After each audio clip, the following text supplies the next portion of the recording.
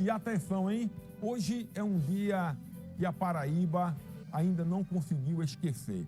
A Paraíba não, o Brasil também. Faz 2 anos do desaparecimento da criança Ana Sofia. Ela tinha 8 anos, ela morava em Bananeiras, no distrito de Roma.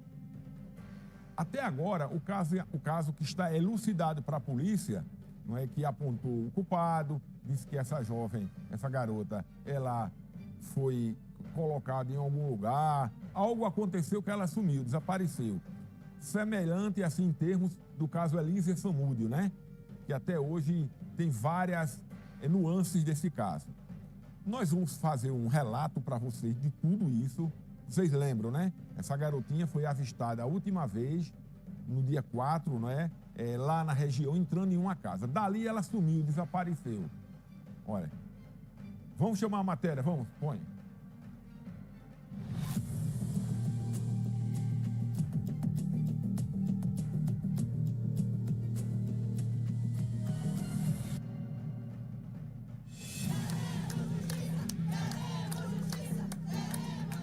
A data era 4 de julho de 2023.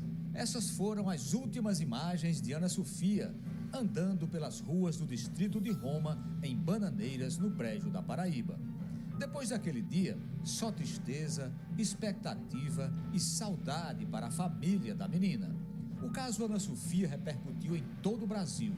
Forças de segurança trabalharam intensamente nas buscas e investigações, mas o corpo dela nunca foi encontrado.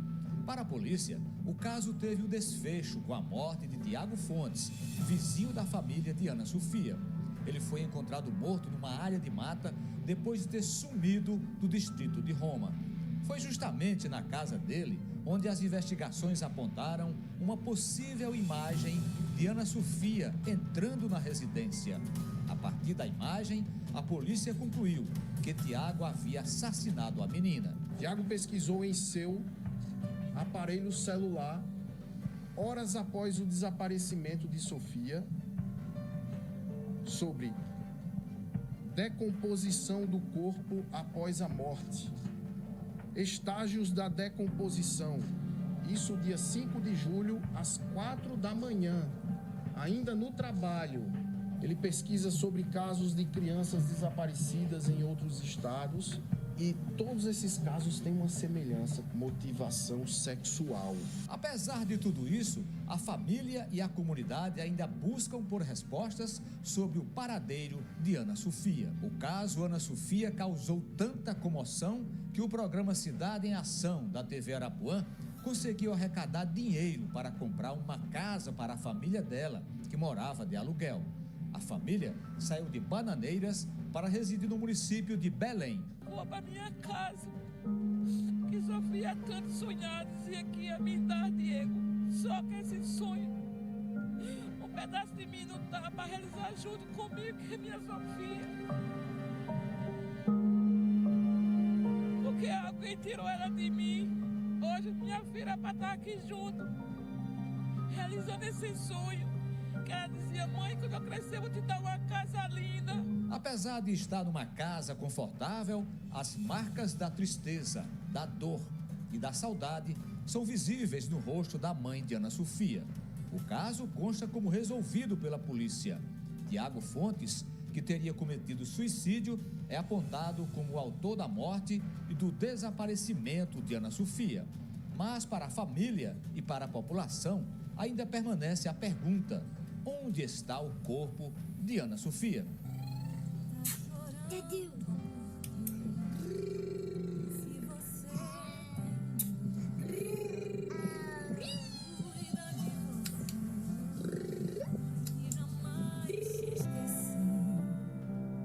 Ele sabe de tudo que você está passando e mandou te dizer que ele está cuidando. Meu amigo, e atenção, hein? Agora a gente vai seguindo nessa mesma situação e preste atenção, viu? Como lidar com a dor da incerteza? Como fica para a família não conseguir viver o luto, ou seja, o sepultamento, não é? Que é uma tradição católica, né? Thaísa Aureliano está com a psicóloga. Thaísa, boa tarde. É com você, Thaísa.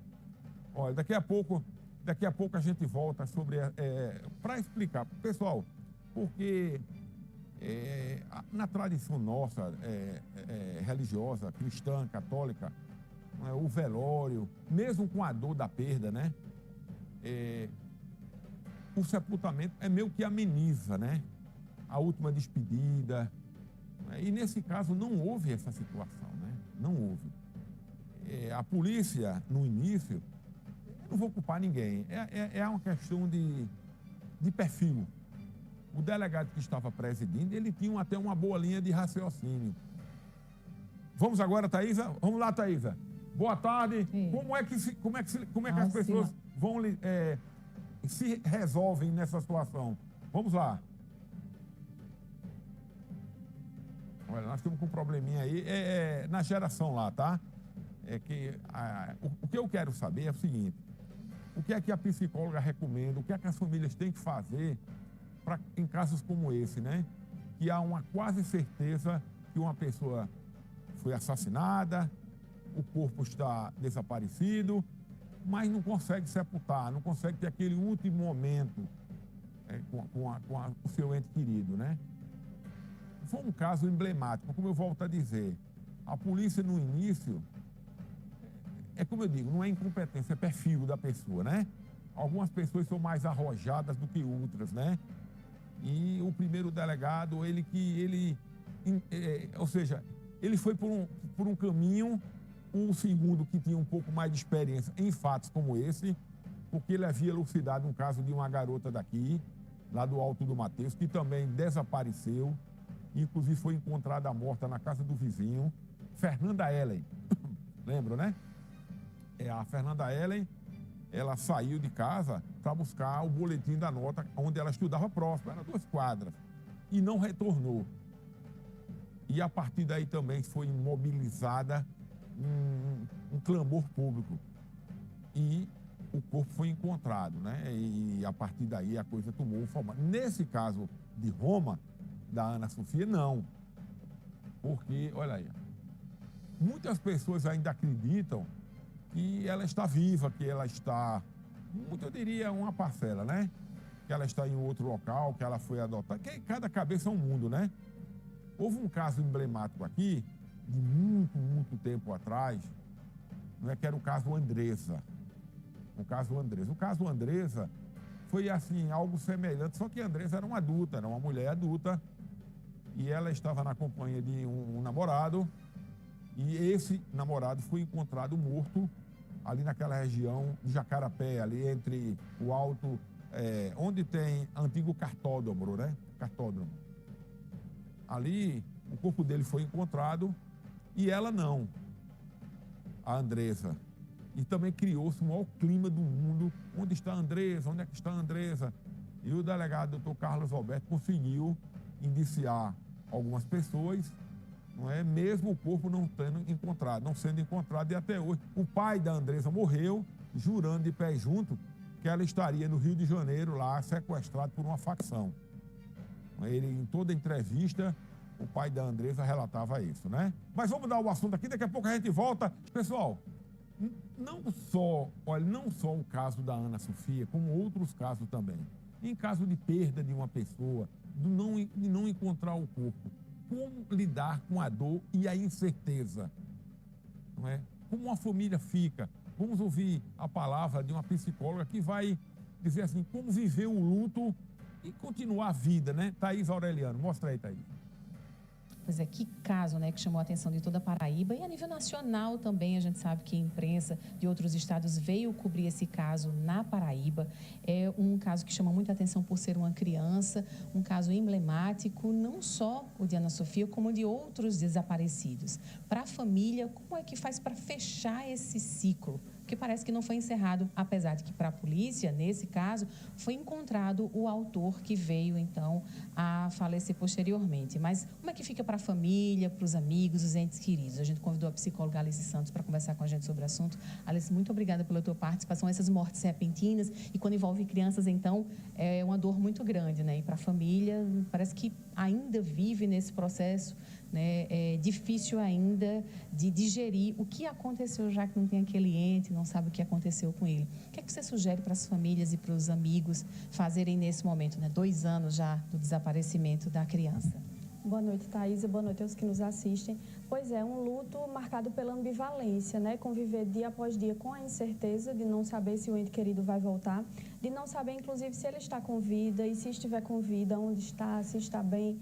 Então, é importante um acompanhamento psicológico para os entes ali de primeiro vínculo com essa pessoa e para os amigos também que convivem com esse enlutamento ambivalente, assim chamado na psicologia, não só para elaborar o luto e tentar lidar com essa perda da melhor forma, mas também para se reintegrar na vida.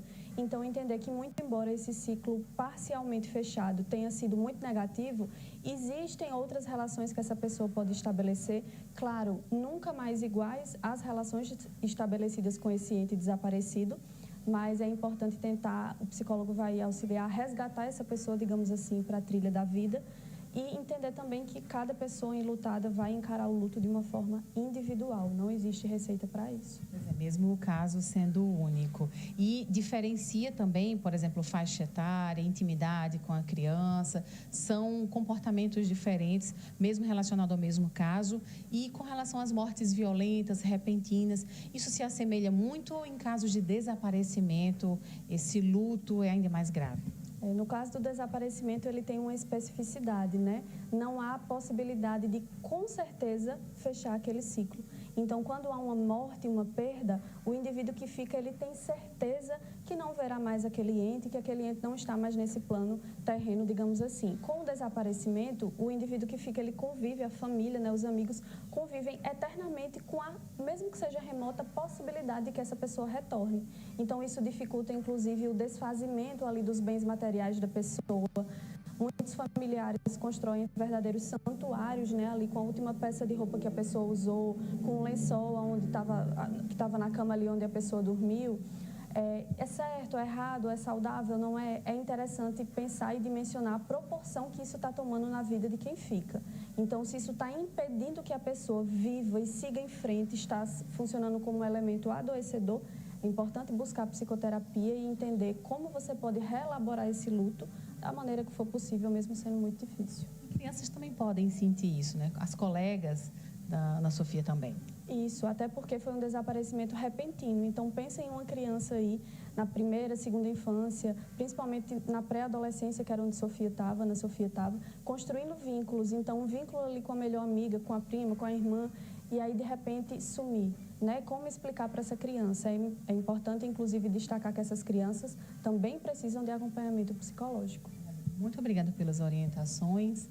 E é com você aí no estúdio. Pessoal, deixa eu dizer um fato curioso entre a morte e o encontro do corpo da Fernanda Ellen, que era uma adolescente que foi morta pelo vizinho no Alto do Mateus, que inclusive o assassino, que era amigo do pai de Fernanda Ellen, que era um carreteiro, que no dia do fato da tragédia estava em Belém do Pará. Sabe o que aconteceu lá? Igualmente aconteceu com a família da Sofia. Em ambos os casos, em situações diferentes, ganharam a casa. No caso da Fernanda Ellen, a prefeitura doou uma casa através de um projeto de lei para tirar a família do local que era alugada. E no caso da Ana Sofia, foi aqui o Sistema Arapuã, no programa do Samuca, fizeram um Pix e houve uma doação maciça, e conseguiu, né? Ninguém está fazendo propaganda, estou dizendo assim, as duas, interessante, né? 2 tragédias e no final acontecem fatos assim, né? Nem tinha casa uma família e nem tinha outra. Ambas as famílias, em situações diferentes, pagavam aluguel.